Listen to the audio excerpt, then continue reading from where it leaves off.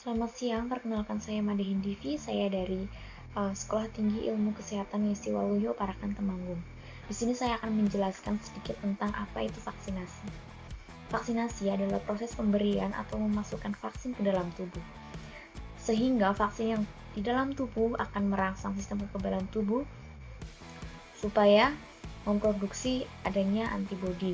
Nah, di Indonesia, vaksin COVID-19 diberikan pada orang yang sudah berusia 18 tahun ke atas. Terutama untuk lansia itu lebih diprioritaskan karena biasanya sistem imunitas pada lansia itu sudah lemah dan berkurang. Kemudian, apa aja sih jenis vaksin yang digunakan di Indonesia? Yaitu ada Sinovac, kemudian yang kedua ada AstraZeneca, yang ketiga ada Moderna, yang keempat ada Pfizer, dan yang kelima ada Sinopharm. Lalu apa sih tujuan dan manfaat dari adanya vaksinasi ini? Nah, tujuan dan manfaatnya adalah untuk memberikan sistem kekebalan spesifik tubuh kita terhadap adanya COVID-19. Dan apabila kita terpapar dengan COVID-19, tubuh kita sudah memiliki imunitas yang cukup untuk melawan virus yang ada pada tubuh kita, sehingga kita tidak akan mudah terpapar atau tertular dengan COVID-19 tersebut. Lalu apa sih resiko jika kita tidak melakukan vaksinasi? Jadi resikonya adalah tubuh kita tidak akan memiliki antibodi untuk melawan virus COVID-19 ini. Dan apabila kita terpapar dengan virus COVID-19 ini, maka kita akan sangat mudah tertular dengan virus tersebut karena imunitas kita tidak cukup untuk melawan virus yang datang, sehingga kita akan sangat mudah tertular. Adapun efek samping ketika kita melakukan vaksinasi, biasanya efek samping ini itu bersifat ringan dan sementara, yaitu ada demam, kemudian nyeri otot, dan biasanya timbul ruam di bagian yang disuntikan.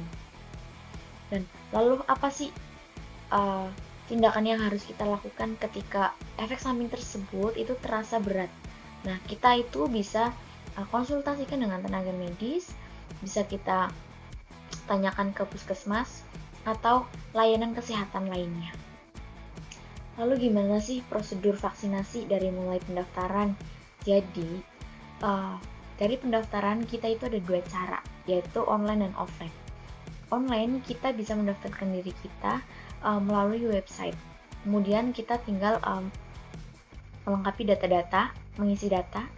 Kemudian kalau yang offline kita bisa mendatangi puskesmas, rumah sakit atau lembaga lainnya yang menyelenggarakan vaksinasi. Dengan persyaratan kita membawa KTP, baik asli maupun fotokopi. Nanti kita akan melengkapi data-data kita, data diri kita. Kemudian selanjutnya kita akan melakukan screening. Screening ini itu seperti pengkajian terhadap kondisi tubuh kita, yaitu kita mengkaji adanya apakah kita dengan kondisi sakit, kemudian apakah ada riwayat alergi atau riwayat penyakit penyerta, kemudian kita akan diukur tanda-tanda vitalnya seperti suhu dan tekanan darahnya.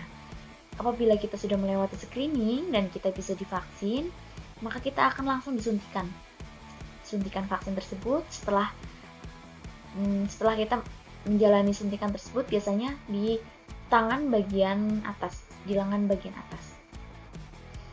Setelah itu kita dianjurkan untuk menunggu 15-30 menit ke depan untuk mengobservasi apakah ada efek samping yang berat atau tidak.